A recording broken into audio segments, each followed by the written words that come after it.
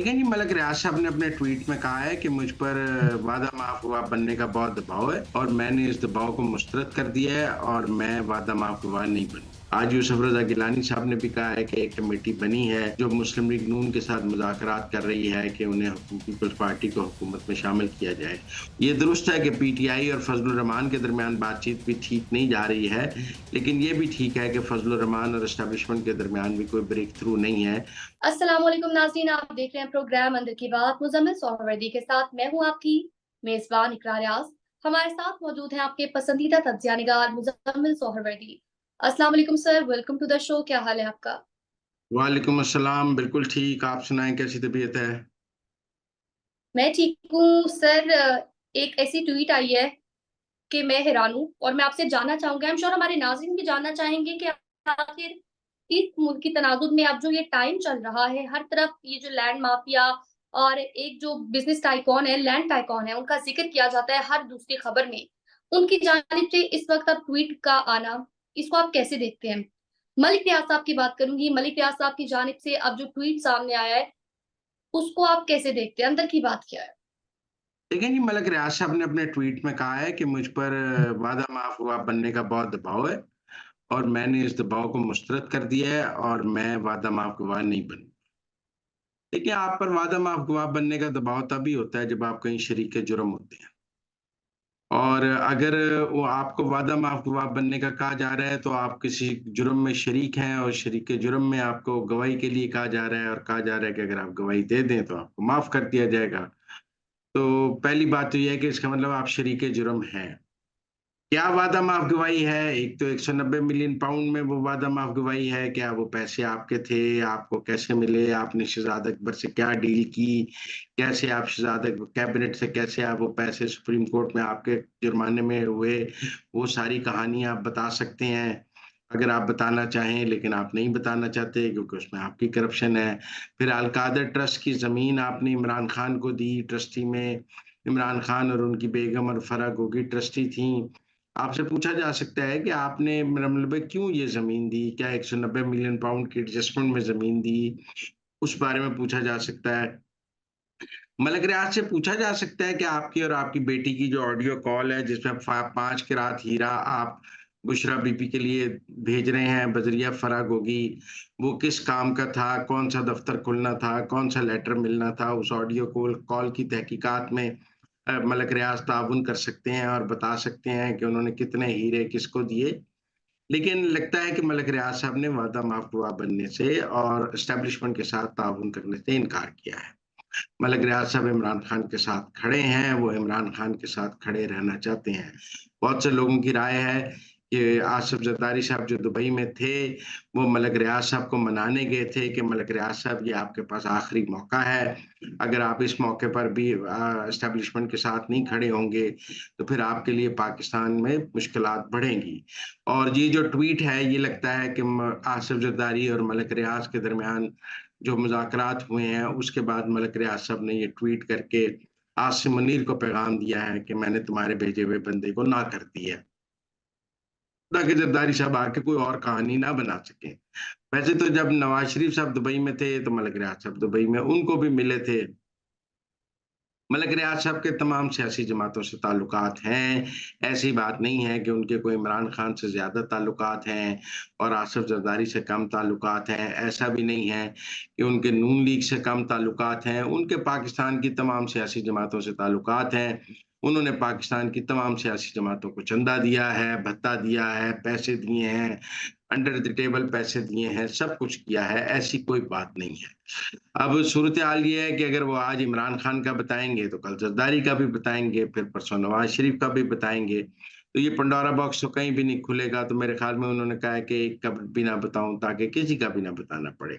लेकिन मेरे ख़्याल में उनसे पूछना एस्टेब्लिशमेंट चाह रही है, कोई सियासी जमात तो उनसे पूछ नहीं रही कि आपने इमरान खान के असल मसला तो 9 मई का है, असल मसला जनरल फैज़ के और उनके ताल्लुकात का है। असल मसला उस फंडिंग का है जो उन्होंने इमरान खान के लिए अदम एतमाद के बाद की है, जिसमें फ़ौज के खिलाफ मुहिम चलाई गई है, कोई सियासी फंडिंग का मसला नहीं है। फंड मसला उस फंडिंग का है जो इमरान खान ने फ़ौज के खिलाफ मुहिम में इस्तेमाल की है और जो फौज के खिलाफ इस्तेमाल की गई है, उस फंडिंग का इशू है कि अगर उसमें मलक रियाज का पैसा लगा है तो ये प्रॉब्लम है मलक रियाज की। अब देखा ये जाए कि मलक रियाज साहब के इनकार के बाद क्या होगा। मेरे ख्याल में उनके बहरिया टाउन के असासे जब्त हो जाएंगे, उनके पाकिस्तान में असासे जब्त होंगे, उनको इश्तिहारी करार दिया जाएगा, उनके अकाउंट जब्त होंगे। ये दुरुस्त है कि वो अपने सारे पैसे बाहर ले गए हैं, लेकिन फिर भी उनका बहरिया के नाम से बहुत बड़ा कारोबार पाकिस्तान में मौजूद है और वो कारोबार लावारिस हो जाएगा और बहरिया को टेक ओवर भी किया जा सकता है और उनसे बहरिया छीना भी जा सकता है। फिर हाल ही में उनके नवासे बिलाल मलिक को मैं रूडा की जानिब से एक एनओसी दिया गया है, जिसमें हमारी इत्तला के मुताबिक तो 589 केनाल्स है, वो कहते हैं 500 एकड़ है, लेकिन हमारी इत्तला के मुताबिक सिर्फ 589 केनाल्स की टेक्निकल अप्रूवल है। उसमें भी कहा जा रहा है कि उन्होंने इन्वेस्टर्स के ज़रिए बहुत पैसा इकट्ठा कर लिया है, ज़मीन उतनी है नहीं जितने पैसे इकट्ठे कर लिए हैं। तो वो भी एक ओब्लाइजमेंट है जो रूडा ने उनको दी है। अब सवाल ये है कि अगर मलक रियाज साहब एक तरफ रियासत को आंखें दिखा रहे हैं, रियासत को चैलेंज कर रहे हैं, तो दूसरी तरफ उनके नवासे बिलाल मलिक जो हैं वो न्यू मेट्रो सिटी के नाम पर रियासत से और हुकूमत से फायदा कैसे उठा सकते हैं। ये सवाल देखना पड़ेगा कि क्या रूडा जो न्यू मेट्रो सिटी की सहूलतकारी कर रही है, वो जारी रहेगी मलक रियाज के इस बयान के बाद, या उस पर भी कोई एक्शन होगा, या आप कहेंगे कि जिन वो सहूलतकारी जारी रहेगी, वो पैसे बनाते रहें, तो फिर मलक रियाज साहब को आँखें दिखाने का पूरा हक हासिल है, क्योंकि अगर रियासत की एक आँख बंद है और एक खुली हुई है, तो मलक रियाज साहब और उनका नवासा बंद आँख का भरपूर फ़ायदा उठाएँगे। बहरहाल ये मैच फ़ौज और मलक रियाज के दरमियान है, ये मैच कोई नून लीग और मलक रियाज के दरमियान नहीं, ये मैच अ, आसिफ जरदारी और मलक रियाज के दरमियान नहीं, ना ही नून लीग और पीपल पार्टी उनको वादा मफगुवा बनने के लिए कह रहे हैं। ये मैच आसिम मुनीर और मलक रियाज के दरमियान है, जिसमें आज का ट्वीट मलक रियाज का बराह रास्त आसिम मुनीर को पैगाम है कि मैं तुम्हारी मदद करने के लिए तैयार नहीं, मैं फ़ौज के साथ चलने के लिए तैयार नहीं। तुम अपने मैं इस वक़्त भी इमरान खान के साथ खड़ा हूँ। फिर आगे बढ़ेंगे, बात करेंगे अहम पेशरफ्त हुई है हुकूमती हलकों में। तो पाकिस्तान पीपल्स पार्टी की जानिब से हुकूमत में शामिल होने के लिए कमेटी कायम की गई है। अंदर की बात क्या है? देखिए पीपल्स पार्टी जब हुकूमत बन रही थी, तो पीपल्स पार्टी के सेंट्रल एग्ज़ीक्युटिव ने बड़ा ऊँचा-ऊँचा ऐलान किया था कि हम कोई हुकूमत नहीं ओहदा नहीं लेंगे, हम कोई वज़ारत नहीं लेंगे, हम बाहर बैठेंगे। बिलावल साहब ने भी बड़ी तकरीरें की थी कि पीपल्स पार्टी कोई इसमें शामिल नहीं होगी। लेकिन ऐसा लगता है कि 2 माह बाद ही पीपल्स पार्टी को अपनी गलती का एहसास हो गया है। आज यूसुफ रज़ा गिलानी साहब ने भी कहा है कि एक कमेटी बनी है, जो मुस्लिम लीग नून के साथ मुज़ाकरात कर रही है कि उन्हें पीपल्स पार्टी को हुकूमत में शामिल किया जाए। उस कमेटी की वज़ीर-ए-आज़म शहबाज शरीफ से पहली मुलाकात हो भी गई है और उस कमेटी ने वज़ीर-ए-आज़म से यही कहा है कि वो पंजाब और मरकज़ में हुकूमत में शामिल होना चाहते हैं और अहम वज़ारतें लेना चाहते हैं।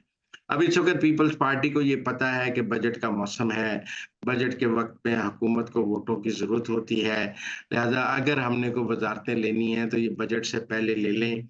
बजट के बाद फिर हुकूमत को कोई इतनी ज़रूरत नहीं रहेगी और फिर वो वज़ारतें मिलने का काम कई माह लेट हो जाएगा। लिहाज़ा पंजाब में तो शायद ज़रूरत नहीं है वोटों की इतनी ज़्यादा, लेकिन मरकज़ में पीपल्स पार्टी के वोटों की बजट को अप्रूव कराने के लिए ज़रूरत है। तो आज वो पीपल्स पार्टी का वफ़द शहबाज शरीफ को मिला है, जिसमें राजा परवेज़ अशरफ, मुराद अली शाह, शीरी रहमान, नवीद कमर और सब लोग शामिल हैं। तो पीपल्स पार्टी ने हुकूमत में शमूलियत के लिए कमेटी बना दी है 2 माह पहले पीपल्स पार्टी का ख़्याल था कि ये हुकूमत नहीं चलेगी। अब उन्हें 2 माह बाद नज़र आ गया कि ये तो 5 साल चल जानी है, तो अब वो बाहर बैठना नहीं चाहते। लेकिन मेरी इत्तलात के मुताबिक नून लीग कोई ख़ास तैयार नहीं है पीपल्स पार्टी को वज़ारतें देने के लिए और पीपल्स पार्टी को काबीना में शामिल करने के लिए। अब ये मैच बहुत दिलचस्प होगा, नून लीग ने रेज़िस्ट करना है पीपल्स पार्टी को शामिल करने के लिए और पीपल्स पार्टी ने ज़ोर लगाना है शामिल होने के लिए। पंजाब में मरियम बिल्कुल तैयार नहीं है पीपल्स पार्टी को शामिल करने के लिए, मरियम को ज़रूरत भी नहीं है वोटों में और पीपल्स पार्टी कहती है कि मरकज़ में हो ना हो, हमने पंजाब में ज़रूर शामिल होना है। तो ये एक दिलचस्प मैच है हुकूमती इत्तेहाद के दरमियान। अगले दिनों में हम देख सकते हैं कि पीपल्स पार्टी नून लीग को ब्लैकमेल करने के लिए कहीं पार्लियामान में पीटीआई के साथ खड़ी नज़र आए या और तरफ नज़र आए, तो ये कोई दिल होगा नहीं। वो बिल्कुल ब्लैकमेल करेंगे नून लीग को आखिरी हद तक, ताकि उन्हें वज़ारतें मिल जाएँ, क्योंकि अब पीपल्स पार्टी को अपनी गलती का एहसास हो गया है कि उन्होंने वज़ारतें ना लेकर बहुत गलती की है। सर आगे बढ़ेंगे और बात करेंगे एसएएफसी की कामयाबी को लेकर। तो अमीर कतर और अमीर कुवैत की जानिब से पीएम शहबाज शरीफ की जो पाकिस्तान दौरे की दावत है, उसको कबूल कर लिया गया है। आप इसको कैसे देखते हैं? अंदर की बात क्या है? देखिए, मोहम्मद शहबाज शरीफ ना एक जादूगर ही निकले हैं। सबका ख़्याल था कि शहबाज शरीफ जो हैं वो कोई डिलीवर नहीं कर सकेंगे, शहबाज शरीफ ये हुकूमत चला नहीं सकेंगे, पीडीएम बड़ी मुश्किलात में होगी, नून लीग तो चला ही नहीं सकती, इसीलिए पीपल्स पार्टी के साथ शामिल नहीं हो रही थी। कोई भी नून लीग के साथ इस हुकूमत में शामिल होने को तैयार नहीं था कि ये हुकूमत तो चलनी नहीं है। लेकिन 2 माह में शहबाज शरीफ ने वो जादू कर दिखाया है कि अब सबको नज़र आ रहा है कि ये हुकूमत चल जानी है।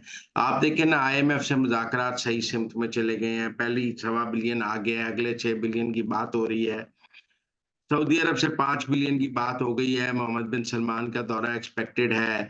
यूएई ने 10 बिलियन का ऐलान कर दिया है, उस पर बातचीत शुरू हो गई है। चाइना से सी पैक के फेज़ 2 पे बात शुरू हो गई है। इसहाक डार चाइना हो आए हैं, हसन इकबाल की बात हो गई है, प्राइम मिनिस्टर जा रहे हैं। अमीर कतर और अमीर कुवैत पाकिस्तान आने के लिए तैयार हैं इन्वेस्टमेंट के लिए। तो एक सारा ऐसा 2 माह में शहबाज शरीफ ने पाकिस्तान का माशी मंज़रनामा बदल के रख दिया है।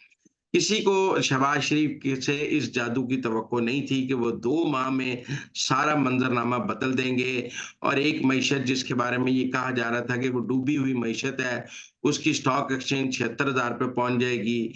उसका जो बजट है, उसके रिज़र्व्स 15 बिलियन पे पहुँच जाएँगे और पेट्रोल भी सस्ता होगा और महँगाई में भी कमी होगी, और लोगों को समझ नहीं आ रही कि 2 माह में शहबाज शरीफ ने सारी टेबल्स टर्न कैसे कर दी हैं। और अब ये जो डूबती हुई किश्ती थी, ये किश्ती अब मंज़िल की तरफ जाती नज़र आ रही है। तो अब इस किश्ती में सब सवार होना चाहते हैं, पीपल पार्टी भी सवार होना चाहती है, सब सवार होना चाहते हैं। लेकिन शहबाज शरीफ का ये ख़्याल है कि अगर उन्हें 1 साल इसी तरह अकेले काम करने का मौका दिया जाए, तो वो मईशत की इस किश्ती को कहीं पार लगा देंगे।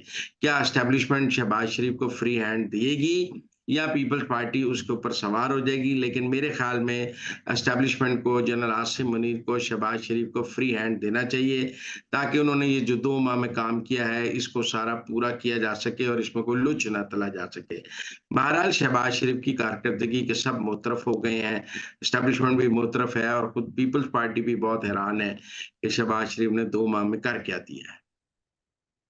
सर आगे पीटीआई भी बढ़ेंगे और पीटीआई का भी ये ख्याल था कि ये हुकूमत अपने बोझ तले डूब डूब दब के मर जाएगी, हमें कुछ करने की ज़रूरत ही नहीं है। ये हुकूमत अपने बोझ तले, यही अंडरस्टैंडिंग थी पीटीआई की भी और इमरान खान की भी। लेकिन अब 2 माह बाद उनको अंदाज़ा हो गया कि उनकी ये जो सारी कैलकुलेशन थी, ये गलत साबित हो गई है और ये हुकूमत चल पड़ी है। इसीलिए पहले उनका ख्याल था कि हमें कोई तहरीक चलाने की ज़रूरत नहीं, ये हुकूमत रोज़-ब-रोज़ खुद ही अनपॉपुलर होगी। और अब वो तहरीक चलाने की इसलिए बात कर रहे हैं कि उनको नज़र आ रहा है कि अगर ये हुकूमत परफ़ॉर्म कर गई, सस्टेन कर गई, तो फिर तो उनका बोरिया बिस्तर तो बिल्कुल जो है गोल हो जाएगा। पीटीआई के अंदर भी बहुत बेचैनी है शहबाज शरीफ की कारकर्दगी को देखकर, और पीटीआई के जो सीनियर लोग हैं वो ये कह रहे हैं कि अगर शहबाज शरीफ को 2-3 साल मिल गए, तो फिर तो लोगों का मूड बदल जाएगा और लोग फिर इस हुकूमत की तरफ मुतवज्जो हो जाएँगे और हमारा बयानिया नहीं बिकेगा। इसलिए शहबाज शरीफ की कारकर्दगी ने वाक़ई मुखालफिन के घरों में खतरे की घंटियाँ बजा दी हैं। सर आगे बढ़ेंगे, बात करेंगे सीएम केपी को लेकर। तो सीएम केपी एज़ यूजुअल सुर्खियों में है, हर जगह उनकी बात हो रही है। हम बात करेंगे उनकी अहम मुलाकातों को लेकर। तो उनकी वज़ीर दाखिला मोहसिन नकवी से मुलाकात हुई है, तो दूसरी जानिब उनकी मुलाकात बानी पीटीआई से अडयाला जेल में भी हुई है।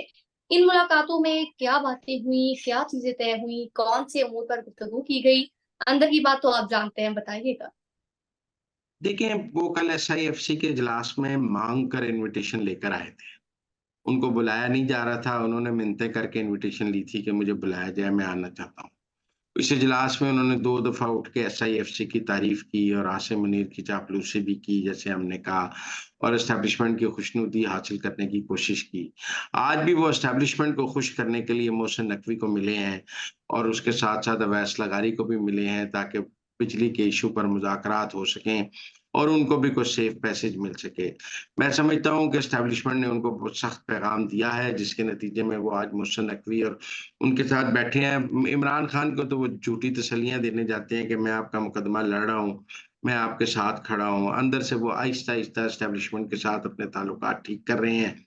इसीलिए वो पहले कोर हेडक्वार्टर गए, एक एसआईएफसी के इजलास में माँग कर इन्विटेशन लिया। पहले मोहसिन नकवी को सीएम हाउस बुलाया, आज मोहसिन नकवी के दफ्तर पहुँच गए हैं। अगर मेरी मुलाकात करनी भी थी तो वो केपी हाउस बैठते, मोहसिन नकवी केपी हाउस आ जाते, लेकिन वो चल के मोहसिन नकवी के पास गए हैं, तो वो एस्टेब्लिशमेंट के साथ को ये तासुर देना चाहते हैं कि वो बिल्कुल रूल्स ऑफ द गेम ओबे करेंगे, उनके बयानात पर ना जाएँ, उनके अमल को देखें। वो बोलते जो मर्ज़ी रहें, करेंगे वो वही जो एस्टेब्लिशमेंट चाहती है। तो हमें भी आइंदा गंडापुर के बयानात पर तबसरा नहीं करना चाहिए, उनके एमाल पर तबसरा करना चाहिए। एक और बात भी मैं आपके साथ करना चाहता हूँ। फज़लुर रहमान के साथ जो मोहसिन नकवी की मुलाकात हुई है, मेरी इत्तलात के मुताबिक उसमें कोई बातचीत तय नहीं हो सकी हुकूमत और एस्टेब्लिशमेंट और मौलाना फज़लुर रहमान के दरमियान। उस मुलाकात के नताइज कोई अच्छे नहीं हैं और मौलाना कोई मानी नहीं है। ये दुरुस्त है कि पीटीआई और फज़लुर रहमान के दरमियान बातचीत भी ठीक नहीं जा रही है, लेकिन ये भी ठीक है कि फज़लुर रहमान और एस्टेब्लिशमेंट के दरमियान भी कोई ब्रेक थ्रू नहीं है और वहाँ भी डेडलॉक अपनी जगह मौजूद है। ठीक हो गया। तो नाज़रीन, ये थी आज के अंदर की बात। अब आपसे मुलाकात होगी अगले प्रोग्राम में। हमें दीजिए इजाज़त। अल्लाह ने के बाद।